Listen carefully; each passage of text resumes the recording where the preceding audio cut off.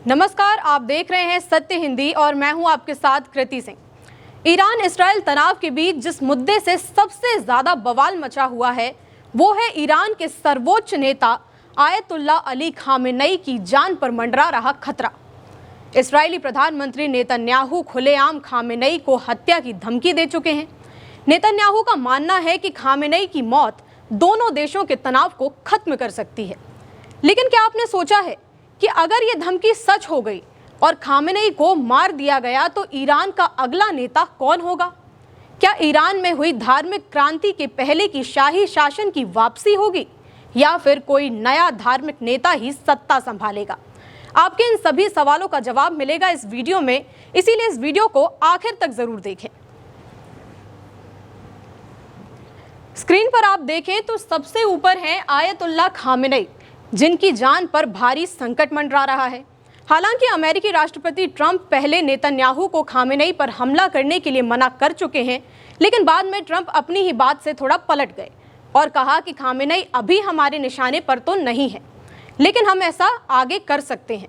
तो अगर खामेनेई को वाकई कुछ हो गया तो ईरान की सत्ता कौन संभालेगा? ये सवाल इस वक्त सभी की जबान पर है। तो खामेनेई के उत्तराधिकारी के तौर पर अभी जिन लोगों की चर्चा चल रही है उनमें यही 5 लोग हैं जिन्हें बाद में ईरान के सुप्रीम लीडर का ताज मिल सकता है। शुरुआत करते हैं। पहले ये हैं मुज्तबा खामेनेई, दूसरे नंबर पे हैं अली रजा आराफी, तीसरे नंबर पर हैं सादिक लारिजानी, चौथे नंबर पर हसन खुमैनी और 5वें नंबर पर हैं रजा पहलवी। ये ही वो 5 नाम हैं जो उम्मीदवारों की लिस्ट में शामिल हैं। अब एक एक करके हम आपको बताएंगे इन 5 नेताओं के क्या पूरा लेखा जोखा है। शुरुआत करते हैं मुज्तबा खामेनेई से। ये हैं आयतुल्ला अली खामेनेई के बेटे मुज्तबा खामेनेई और यही ईरानी सत्ता के पहले दावेदार भी हैं। पिता की सत्ता बेटे का पहला हक अगर ये माना गया तो अगले सुप्रीम लीडर मुज्तबा हो सकते हैं। मुज्तबा एक धर्मगुरु हैं और आमतौर पर पब्लिक में कम ही दिखाई देते हैं, लेकिन ईरान की सत्ता के अंदर उनका काफ़ी दबदबा माना जाता है। बहुत से जानकार ये मानते हैं कि खामेनेई उन्हें अगला सर्वोच्च नेता बनाने की तैयारी भी कर रहे हैं। मुज्तबा का ईरान की ताकतवर सेना IRGC यानी कि और उनके पिता खामेनेई के दफ्तर में भी अच्छा खासा प्रभाव है, लेकिन उनका धार्मिक दर्जा बहुत ऊंचा नहीं है। और चूंकि ईरान की मौजूदा सत्ता पूरी तरह से धर्म गुरुओं के हाथ में ही है, इसलिए इनकी दावेदारी कुछ कमज़ोर पड़ सकती है। लेकिन दूसरी तरफ कुछ और कारण हैं जो मुज्तबा खामेनेई की दावेदारी को मजबूत कर सकते हैं। इसकी वजह यह है कि अंदरूनी और बाहरी चुनौतियों से जूझ रहे ईरान में हालत पहले से ही बहुत ज़्यादा खराब है। देश की आर्थिक स्थिति खराब है क्योंकि पश्चिमी देशों ने उस पर कई तरह के प्रतिबंध लगाए हुए हैं। इसी बीच ईरान और इसराइल के बीच तनाव भी बढ़ता जा रहा है। ऐसे समय में मुज्तबा खामेनेई और भी ज़्यादा अहम हो गए हैं क्योंकि वो राजनीति, धर्म और सेना तीनों के बड़े लोगों के बीच एक मजबूत कड़ी का काम कर रहे हैं। लेकिन लाइन में और भी लोग शामिल हैं, उनके बारे में भी जान लेते हैं और देखते हैं कि वो ईरानी सत्ता के कितने पक्के दावेदार हो सकते हैं। अगले दावेदार हैं अली रजा आराफी। अली रजा की दावेदारी इसलिए भी मजबूत मानी जा रही है क्योंकि अली रजा पर खामेनेई बहुत ज़्यादा विश्वास करते हैं। अगर खामेनेई की हत्या हुई तो सत्ता में उथल पुथल मच जाएगी और अगर ऐसा हुआ तो IRGC सत्ता हथिया सकता है और रजा का नंबर पहला हो सकता है। लेकिन अली रजा के साथ परेशानी ये है कि उनकी सैन्य ताकत उन्हें मजबूत तो बनाती है, लेकिन उनकी धार्मिक साख बहुत ही कमज़ोर है। हालांकि अली को कोई आम शख्स नहीं है, वे ईरान के एक ताकतवर नेता मोहसिन रजा के बेटे हैं। अली रजा खुद भी राजनीति और सुरक्षा से जुड़े मामलों में सक्रिय रहते हैं, लेकिन अभी तक उन्होंने कोई बहुत बड़ी सरकारी या धार्मिक भूमिका नहीं निभाई है। चूँकि उनका परिवार सत्ता के करीब माना जाता है, इसलिए वे भी भविष्य में कोई बड़ी भूमिका निभा सकते हैं। अली रजा ईरानी राजनीति में एक प्रभावशाली युवा चेहरा माना जाता है जो अभी तक तो पर्दे के पीछे से काम कर रहे हैं, लेकिन धीरे धीरे ताकतवर होते जा रहे हैं। अली की राजनीतिक यात्रा महज 19 साल की उम्र में शुरू हो गई थी। वे एक्सपेंडियंसी काउंसिल के सचिवालय में शामिल हो गए थे। रजा ने उच्च शिक्षा प्राप्त की है और युवा नेतृत्व को लेकर खास रुचि भी रखते हैं। अपने पिता की राजनीतिक पहुंच और सेना तथा धार्मिक संस्थानों से जुड़ाव के कारण अली रजा की सत्ता में अच्छी खासी पकड़ है। हालांकि उनके राजनीतिक प्रभाव की मुख्य वजह अभी भी उनके परिवार का असर ही है। अली रज़ा अभी तक किसी ऊंचे पद पर नहीं है, लेकिन वे सरकार, धार्मिक संस्थानों और सेना के बीच एक बड़ी भूमिका निभाते आ रहे हैं। यदि वे अपने अलग पहचान और जन समर्थन कायम कर पाए तो आने वाले सालों में ईरानी सत्ता को आगे बढ़ाने में उनकी भूमिका और ज़्यादा ज़रूरी हो सकती है। आइए अब आगे बढ़ते हैं और अगले दावेदार के बारे में जानते हैं। ईरानी सत्ता के तीसरे दावेदार हैं सादिक लारिजानी। पूर्व न्यायपालिका प्रमुख और विशेषज्ञों की सभा के सदस्य सादिक लारिजानी एक वरिष्ठ धर्मगुरु और कट्टरपंथी वाले नेता हैं।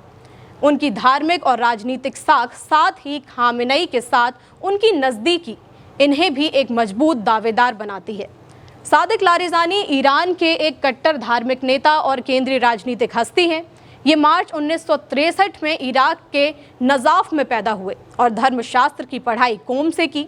अगस्त 2009 में सुप्रीम लीडर आयतुल्लाह खामेनेई ने सादिक को चीफ जस्टिस नियुक्त किया। 2009 से 2019 तक ये इस पद पर रहे। अपने कार्यकाल में उन्होंने सत्ता के राजनीतिक विरोधियों और प्रदर्शनकारियों के खिलाफ बहुत कड़ा रुख अपनाया और बहुत से लोगों को मृत्यु दंड भी दिया। 2018 में उन्हें ईरान की शक्तिशाली सलाहकार परिषद का अध्यक्ष बनाया गया। उसके अलावा वे गार्जियन काउंसिल के सदस्य भी रह चुके हैं। लारिजानी परिवार को ईरान की राजनीतिक डायनेस्टी कहा जाता है। उनके भाई अली, मोहम्मद जवाद और बाकी सदस्य भी उच्च पद पर शामिल रहे हैं। हालांकि हाल के वर्षों में उन पर भ्रष्टाचार के गंभीर आरोप भी लग चुके हैं, लेकिन फिर भी वे ईरानी शासन में एक मजबूत खिलाड़ी बनकर खड़े हुए हैं। अगले दावेदार की अगर बात की जाए तो ईरानी सत्ता के अगले दावेदार हैं हसन खुमैनी। हसन खुमैनी ईरान के पहले supreme leader Ayatollah Ruhollah Khomeini के पोते हैं। इनका जन्म 1972 में हुआ था। मुस्तफा खामेनेई और सादिक के मुकाबले हसन खुमैनी एक उदार और आधुनिक सोच वाले धर्मगुरु माने जाते हैं। इनके विचार युवाओं से बहुत तालमेल खाते हैं, इसलिए ईरान के युवा इन्हें बहुत ज़्यादा पसंद भी करते हैं। खुमैनी ने धर्म की पढ़ाई 1993 में पूरी की और 1995 से वे अपने दादा के मकबरे की देखरेख कर रहे हैं। वे धार्मिक शिक्षा देने के साथ साथ सामाजिक और राजनीतिक मुद्दों पर भी अपनी राय खुलकर रखते आ रहे हैं। खासतौर पर उन्होंने पूर्व राष्ट्रपति अहमदी नेजाद की कई नीतियों की आलोचना की थी। हसन खुमैनी ने राजनीति में कदम रखने की कोशिश की। 2016 में उन्होंने असेंबली ऑफ एक्सपर्ट्स का चुनाव लड़ना चाहा, लेकिन गार्जियन काउंसिल ने उनकी उम्मीदवारी खारिज कर दी। 2020 में उन्होंने राष्ट्रपति चुनाव नहीं लड़ा क्योंकि कहा गया कि सुप्रीम लीडर खामेनेई को अभी खुमैनी पद के लायक नहीं लगते। खुमैनी एक धार्मिक नेता होने के बाद भी लोकतांत्रिक और शांत सोच के समर्थक हैं। हालांकि कट्टरपंथी ताकतें और IRGC उन्हें पसंद नहीं करती, फिर भी ये देश में बदलाव लाने वाले एक उम्मीदवार नेता माने जाते हैं। अब बात की जाए आखिरी दावेदार की, तो आयतुल्लाह खामेनेई की सत्ता के आखिरी दावेदार हैं रज़ा पहलवी। दिलचस्प बात तो ये है कि अमेरिका और इस्राइल पूरा जोर लगा रहे हैं कि ईरान में धार्मिक शासन का अंत हो जाए और ईरान की सत्ता रज़ा पहलवी के हाथों में आ जाए। आखिर क्यों? इस सवाल के जवाब जानने के लिए हमें थोड़ा ईरान के इतिहास के पन्ने पलटने होंगे। अगर आप इतिहास में रुचि रखते होंगे तो ईरान के पहलवी परिवार से आप ज़रूर वाकिफ़ होंगे, और नहीं भी हैं तो हम आपको बताते हैं। दरअसल रज़ा पहलवी ईरान के आखिरी राजा मोहम्मद रजा शाह पहलवी के बेटे हैं, जिन्हें शाह के नाम से जाना जाता है। रज़ा पहलवी इस समय 64 साल के हैं। 1979 में जब ईरान में इस्लामी क्रांति हुई तब शाह का शासन खत्म हो गया था और उनका पूरा परिवार देश छोड़कर भाग गया था। उस समय रज़ा पहलवी जवान थे, तब से वे अमेरिका में निर्वासन में रह रहे हैं। रज़ा पहलवी आज खुद को इस्लामी शासन का विरोधी बताते हैं और वे ईरान में धर्मनिरपेक्ष लोकतंत्र लाना चाहते हैं। उन्हें पश्चिमी देशों का समर्थन भी मिला है, लेकिन खुद ईरान में उन्हें जनता का समर्थन मिलना बहुत मुश्किल लग रहा है। साथ ही ईरान की ताकतवर सेना भी IRGC कभी नहीं चाहेगी कि रज़ा वापस आकर सत्ता संभालें। हालांकि अगर कभी मौजूदा इस्लामी शासन गिरता है और पश्चिमी देश दखल देते हैं तो वो रज़ा पहलवी के नाम पर ही मोहर लगाएंगे। रज़ा पहलवी दादा रजा शाह पहलवी ने 1925 में एक सैन्य तख्ता पलटकर ईरान की सत्ता हासिल की थी और देश में कई बदलाव किए, जैसे कि सड़कों को बनवाना, स्कूलों को बनवाना। लेकिन उन्होंने नाज़ी जर्मनी से नज़दीकी बना ली, जिससे द्वितीय विश्व युद्ध में ब्रिटेन और रूस ने उन्हें सत्ता से हटा दिया। इसके बाद उनके बेटे मोहम्मद रजा पहलवी 1941 में शाह बने और 1979 तक शासन किया। उन्होंने श्वेत क्रांति नाम से सामाजिक और आर्थिक सुधार भी किए, जिसमें महिलाओं के अधिकार और जमीन सुधार जैसे काम थे। इससे पश्चिमी में बहुत ज़्यादा उनकी तारीफ हुई, लेकिन ऐसे लोग पहलवी से नाराज़ भी हुए जिनके लिए धर्म बहुत प्यारा था। मोहम्मद रजा पहलवी के शासन के दौरान ईरान में जिस तरह से पश्चिमी संस्कृति और खुलेपन का व्यापक प्रभाव बढ़ा, उससे वहाँ के धार्मिक नेताओं में गुस्सा और भी ज़्यादा बढ़ता गया और उन्होंने ईरान के कम्युनिस्टों के साथ मिलकर शाह के खिलाफ आंदोलन शुरू कर दिया और 1979 में एक क्रांति के बाद शाह को सत्ता छोड़कर ईरान से भाग जाना पड़ा। इसके बाद ईरान में इस्लामिक गणराज्य बना और आयतुल्लाह खुमैनी सत्ता में आए। आज रजा पहलवी ईरान के बाहर लोकतंत्र की बात करते हैं, लेकिन उनके पास फिलहाल देश की सत्ता संभालने का एक ही रास्ता है और वो ये है कि ईरान इसराइल के साथ चल रहे युद्ध में पराजित हो जाए और मौजूदा सुप्रीम नेता खामेनेई मारे जाएं, जिसके बाद पश्चिमी देश दबाव बनाए, तभी जाकर ये सत्ता पर काबिज हो पाएंगे। ये थे 5 मुख्य दावेदार, लेकिन अब आप ये भी जान लीजिए कि ईरान में अब तक नए सुप्रीम लीडर कैसे चुने जाते रहे हैं। ईरान के संविधान के अनुसार अगर सर्वोच्च नेता की मृत्यु हो जाती है या वे देश चलाने में असमर्थ हो जाते हैं, तो एक खास टीम, जिसे विशेषज्ञों की सभा कहते हैं, तुरंत एक बैठक बुलाती है। इस सभा में 88 सदस्य होते हैं जो देश के धार्मिक और कानूनी जानकार लोग होते हैं। इस सभा का काम होता है पहले किसी अस्थायी नेता को चुनना और फिर सोच विचार करके नया स्थायी सर्वोच्च नेता तय करना। नए सुप्रीम लीडर बनने के लिए व्यक्ति को कुछ ज़रूरी शर्तें पूरी करनी होती हैं। वो है इस्लामी क्रांति। पहली है शर्त, इस्लामी क्रांति के सिद्धांतों में विश्वास रखना। उस व्यक्ति का इन क्रांति के सिद्धांतों में विश्वास होना चाहिए। इसके बाद आता है धार्मिक और राजनीतिक समझ। जो भी व्यक्ति दावेदार होगा उसको धार्मिक और राजनीतिक मामलों की अच्छी खासी समझ हो, तभी वो इस पद के लिए दावेदार हो सकता है।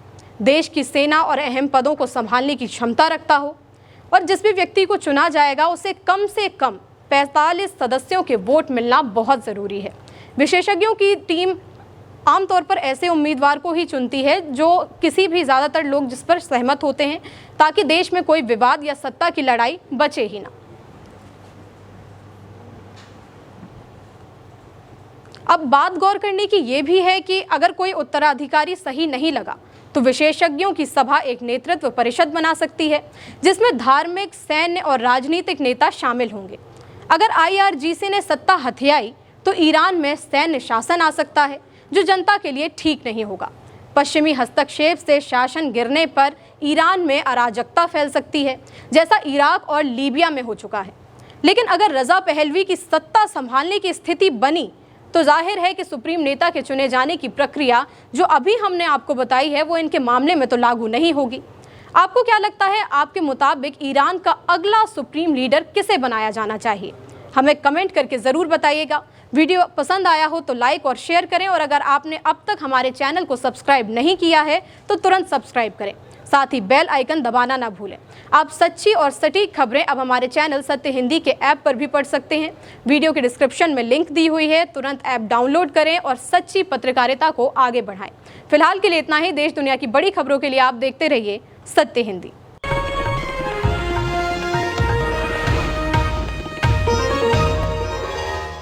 Copyright disclaimer under Section 107 of the Copyright Act 1976. Allowance is made for fair use for purposes such as criticism, comment, news reporting, scholarship, and research. Fair use is a use permitted by copyright statute that might otherwise be infringing.